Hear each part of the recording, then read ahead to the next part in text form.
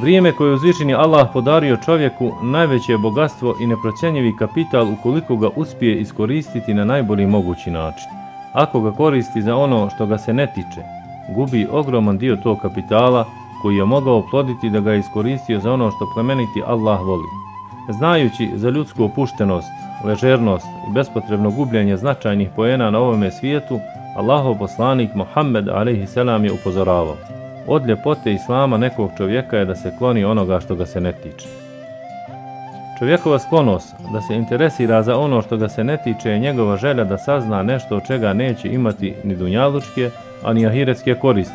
Kloniti se toga ne znači udaljavanje zbog nezainteresiranosti, nepostojanja želje, htijenja ili čovjekovih prohtjeva, nego isključivo zbog respektiranja Islama i udaljavanja od bilo koje vrste aktivnosti koju Allah dželešanuhu ne preporučuje.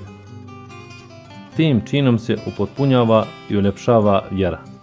Svaka osoba koja je svjesna gospodara i koja konstantno ima na umu da ga njegov gospodar prati, vidi, čuje, nadzire, osjeća potrebu da ostavi i izbjegne ono što ga se ne tiče i bavi se onim od čega će imati koristi i Allahovu nagradu.